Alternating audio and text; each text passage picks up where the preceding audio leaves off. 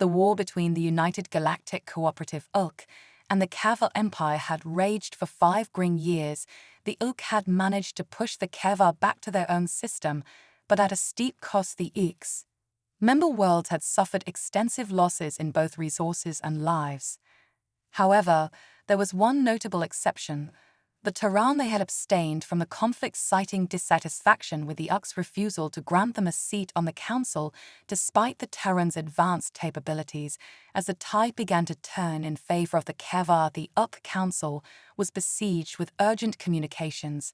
From their respective homeworlds, each message was filled with dire warnings and desperate pleas for a resolution. An emergency council session was convened, and the air was thick with tension. Hours of heated debate yielded no tangible solutions. The situation seemed increasingly dire. In the midst of this chaos, a soft, almost hesitant voice broke through the clamor. "What about the Terran?" The query came from Stars, a small, enigmatic Jillian council member with an unassuming demeanor. His question cut through the den, drawing curious glances from the other council members.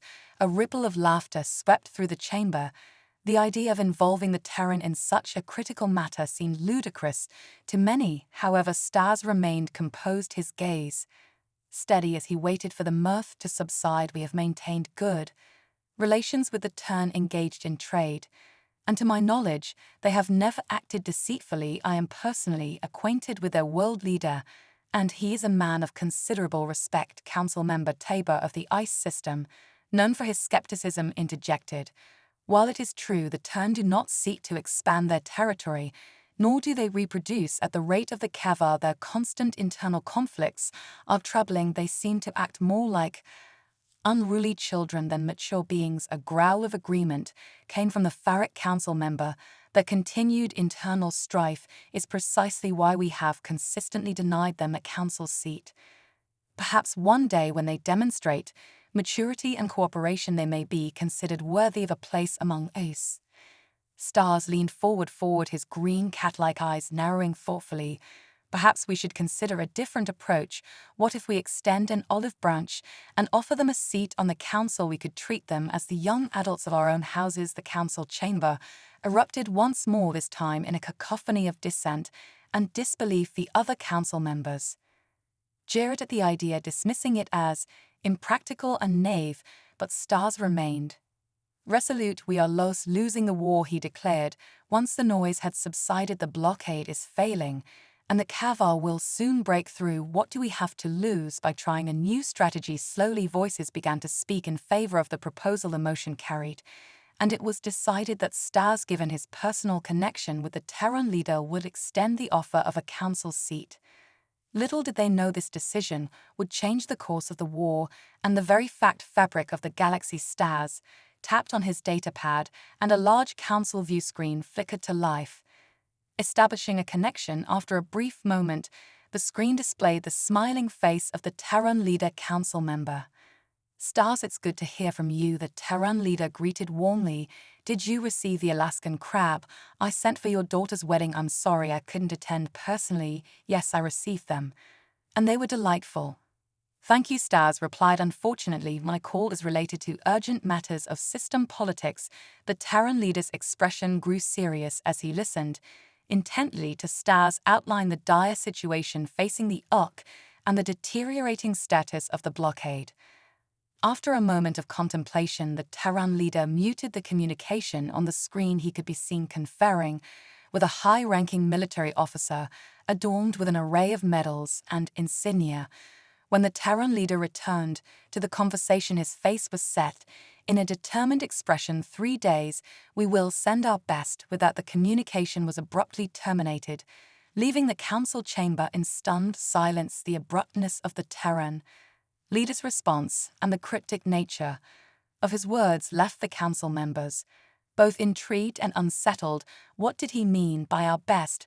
What could the Terran possibly do in just 3 days that the combined might of the ULC had failed to accomplish in 5 years of war? Speculation ran rampant, but no one could have predicted the sheer scale of the events that were about to unfold. The galaxy was on the brink of a paradigm shift, And the Terran were the catalyst in the coming days. The very foundation of interstellar politics would be shaken to its core. The Uk, the Kava, and every sent being in the galaxy would soon learn the true extent of Terran capabilities and the depths of their resolve. 4 days later, the Kava Empire formally surrendered to the Uk. The Council and member worlds were left in stunned disbelief. It took an additional 4 days for the Council to receive and view the footage from the battle. The view screen in the Council chamber lit up with scenes from the recent conflict. A small, sleek black ship, marked with the insignia of the Terran Space Marine Corps, entered the Kava system above their home world. The screen split to reveal the ship's interior, where a heavily armored Marine was shown, preparing for action. The Marine's demeanor was cold and focused, a stark contrast to the chaos of the situation. The footage continued as the Marine broadcast a message to the Kava, politely requesting their surrender. The response was a resounding refusal. The Marine ship then maneuvered to face the Kavari home world, and a drop pod was launched from the ship's bow. Its speed was so intense that it evaded planetary defense systems. As the pod entered the atmosphere, it broke apart, and a single Marine was seen descending amidst the debris. The pod fragments scattered, creating a trail of destruction as they impacted the outskirts of the Kava capital. The Marine landed in the center of the capital amidst the wreckage of the pod with methodical precision. The Marine began a relentless advance towards the palace. The Marine's path was marked by utter devastation. Buildings, crumbled streets were choked with debris, and the once grand capital was transformed into a charnel house. The Marine's progress was unstoppable, each step seeming to increase the scale of the destruction. The Kavari House of Justice was obliterated, followed by the House of War. The streets overflowed with the blood of the fallen, a grim testament to the Marine's yielding wrath. The Marine entered the palace the following morning. The footage showed scenes of carnage within the royal residence. The Kava Emperor, his family, and the palace staff lay dead, their bodies arranged in a ghastly tableau. The sight was a chilling confirmation of the Marine's lethal effectiveness. The Emperor's wife, holding her children, appeared on the screen, her expression one of fear and resignation, as she formally surrendered. The Uk accepted the surrender, and their forces began landing to secure the transfer of power. The council chamber fell into a stunned silence as the footage played out. The council members were visibly shaken, their mouths agape as they watched the scenes of carnage. Finally, Council Speaker Lucius spoke, his voice barely above a whisper. One person did all that damage. One person brought the Keva to their knees, and she, as Terran Julian Stars, was reading through the accompanying report, his hands trembling slightly. If I may, Speaker, the report specifies that it was a Terran female who accomplished this. The council members exchanged looks of disbelief. A female. The Terran women were known to be even smaller in stature than their male counterparts. How could one woman cause such destruction? Stars continued. The Terran sent a strike team consisting of a husband and wife. However, the female was in the midst of her menstrual cycle. The husband refused to participate, stating, "I'm not dropping anywhere with that psycho," while she's packing munitions. As a result, she went alone. The speaker's eyes widened in disbelief. A female, a Terran woman, but they're so small, how could she cause such destruction? Stars nodded sullenly. The report indicates that the Terrans' capability far exceeds what we had previously assumed. Their military might, even from a single individual, is formidable. The speaker turned to face the council members, his expression grave. What are we to do with this newfound knowledge of their military prowess? The implications are significant. Stars met the speaker's gaze with a serious expression. I would strongly advise against resenting the offer of a council seat. We must consider the possibility that ending the Terran could provoke them to deploy even greater forces. Imagine if they sent 2 of their warriors. The chamber fell into a contemplative silence, the weight of their decision pressing heavily upon them. The Terran demonstration had revealed a terrifying new dimension to their capabilities. The Council's response would shape the future of interstellar politics and warfare. As the meeting adjourned, the Council members dispersed their thoughts, consumed by the implications of the Terran display. The Uk had underestimated the turn and the consequences of that miscalculation. were now painfully evident, the galaxy would have to navigate a new era of diplomacy and power dynamics with the Terran firmly at the center of it all. The balance of power had shifted, and nothing would ever be the same again. In the span of just a few days, the Terran had accomplished what the Urk had failed to do in 5 years of war. They had brought the mighty Keva Empire to its knees, and they had done it with a single warrior. The footage of the lone Terran female striding through the ruins of the Kava capital would be forever etched in the annals of galactic history. She had become a symbol of Terran, might a living embodiment of their indomitable spirit. The Urk had learned a valuable lesson, one that would guide their interactions with the Terran for generations to come. Respect, caution, and a healthy dose of fear would be the cornerstones of their relationship for the Terran. This was just another day, another mission accomplished. They had proven their worth and secured their place among the stars. The galaxy was theirs for the taking, and they had barely even begun to flex their muscles. The future was uncertain, but one thing was clear: the Terran had arrived, and the universe would never be the same. In the weeks following the Terran intervention, the galaxy buzzed with activity. News of the Keva surrender spread like wildfire, and with it tales of the lone Turan warrior who had single-handedly brought an empire to its knees on the Gillian, home-world stars. Found himself at the center of a media frenzy as the council member who had suggested reaching out to the Terran. He was hailed as a visionary by some and a traitor by others. In an interview with the Galactic News Network, Stars was asked about his thoughts on the Terran's actions. The Terran are a complex species, he said, choosing his words carefully. They have a capacity for great violence, yes, but also for great compassion. I believe that by extending the hand of friendship, we have set the stage for a new era of cooperation and understanding. Not everyone shared Star's optimism. Many of the Urk member races were deeply unsettled by the Terran display of power. They had long viewed the Terran as primitive and backwards, a species that had yet to outgrow its warlike tendencies. Now they were forced to confront the reality that the Terran were not only technologically advanced, but also militarily superior. In the council chambers, debates raged over how to proceed. Some argued for a preemptive strike against the Terran, fearing that they would turn their aggression towards the Urk next. Others called for a more diplomatic approach, suggesting that the Urk worked to strengthen its ties with the Terran and bring them into the fold as a full member of the galactic community. Amidst the chaos, the Terran ambassador arrived on the council station. She was a tall, imposing figure with piercing blue eyes and a confident stride. As she took her seat at the council table, the room fell silent. On behalf of the Terran Federation, she began, her voice clear and strong.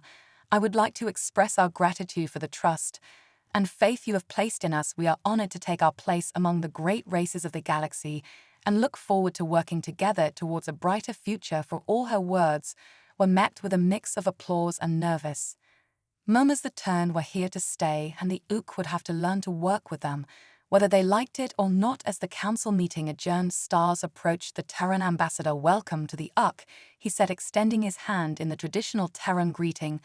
I look forward to working with you. The ambassador took his hand, her grip firm and confident. As do I, Counselor Stars, as do I. In the months that followed, the Terran began to take a more active role in galactic affairs.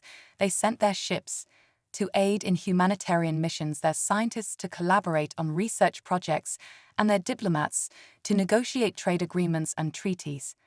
Slowly but surely, the initial fear and mistrust began to fade, replaced by a growing sense of respect and admiration.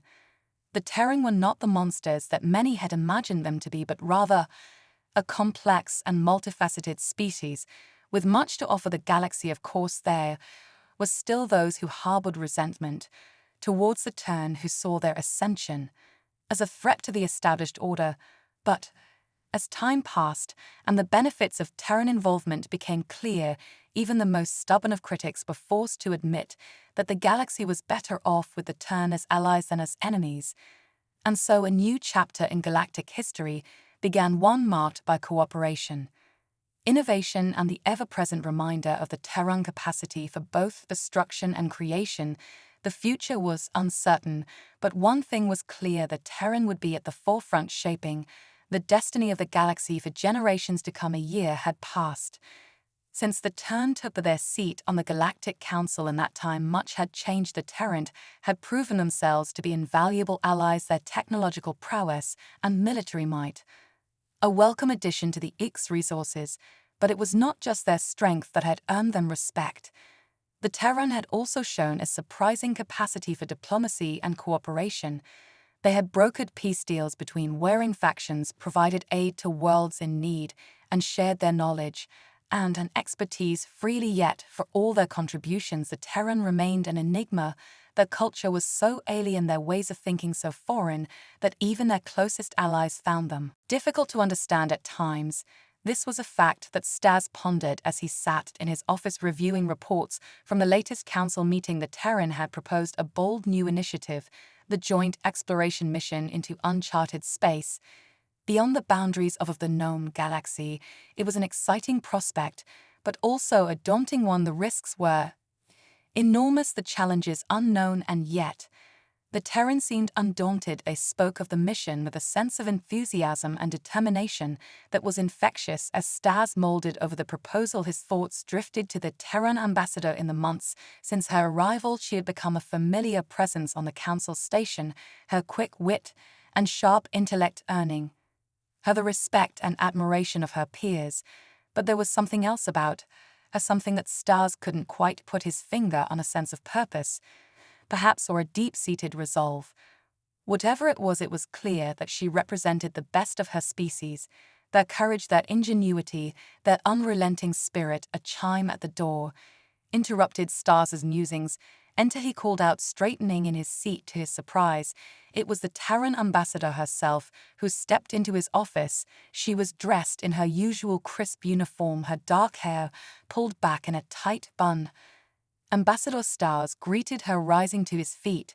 "What can I do for you?" The ambassador smiled, "A rare sight. I wanted to thank you, Counselor Stas, for everything you've done, for believing in us, even when others didn't." Stas felt a flush of pride. "It was the right thing to do," he said simply. "The galaxy is better off with the Terran as part of it." The ambassador nodded, her expression turning serious. "But it's not just about us," she said. "It's about all of us. The UC, the Terran, every species in the galaxy was stronger together than we are apart." Stas considered her words. "You're right," he said at last. "But it won't be easy. There's still so much mistrust, so much fear. Change never is," the ambassador replied. "But it's necessary. We have to keep pushing forward, keep exploring, keep learning from each other. That's the only way we'll survive." She paused, her gaze distant. "My people have a saying, the universe is vast and full of wonders. It's our duty to discover them, to push the boundaries of what's possible. That's what this mission is about, not just for the Terran, but for all of us." Stas felt a shiver run down his spine. The ambassador's words rang with a profound truth, a sense of destiny that was both exhilarating and terrifying. "I'll support the mission," he said, his voice firm, "and I'll do everything in my power to convince the others to do the same." The ambassador smiled again, a genuine grateful smile. "Thank you, Counselor. Together we'll make history." As she turned to leave, Stas called out after her, "Ambassador, what do you think? We'll find out there in the uncharted reaches of space." The ambassador paused at the door, her hand on the frame. "I don't know," she said, her voice soft. "But whatever it is, we face it together, Terran and Jillian's UC, and all as equals and as friends." With that, she was gone, leaving Stas alone with his thoughts and the weight of the galaxy's future on his shoulders. A new era had dawned, one full of promise and peril in equal measure. The Terran had shown the way, but it would be up to all species to walk the path together. The journey ahead would be long and fraught with challenges, but Stas knew that they would face them head-on, united in their determination to build a better future for all. The galaxy would never be the same, but perhaps, just perhaps, that was a good thing. The launch bay was a hive of activity crews and technicians swarming over the sleek silver ship that would carry the joint Terran-UC expedition into the unknown. At the base of the boarding ramp, a small group had gathered to see the crew off. Council members, dignitaries, friends, and family all had come to witness this historic moment. Stas stood among them, his heart swelling with pride as he watched the Terran ambassador and her team make their final preparations. They were a diverse group: scientists, soldiers, diplomats, but they were united in their purpose and their resolve as the final checks were completed and the crew began to board. The ambassador paused at the foot of the ramp. She turned her gaze, sweeping over the assembled crowd. Lingering for a moment on stars, in that moment a look of understanding passed between them, a recognition of all that had led to this moment and all that was yet to come. Then, with a nod and a smile, the ambassador turned and strode up the ramp, disappearing into the ship's interior. Moments later, the engines roared to life, the ship lifting off the launch pad in a blaze of light and sound. It rose higher and higher until it was nothing more than a distant speck against the stars. Stars watched it go, a sense of awe and wonder filling his heart. The universe was vast and full of mysteries, but with the turn by their side, he knew that the Ook would face whatever lay ahead with courage and determination. The future was unwritten, but one thing was certain: the galaxy would never be the same. The expedition would chart a new course, forge new alliances, and unlock the secrets of the cosmos, and through it all the spirit of the turn would guide them. That their bravery, their ingenuity, their unwavering commitment to discovery and progress.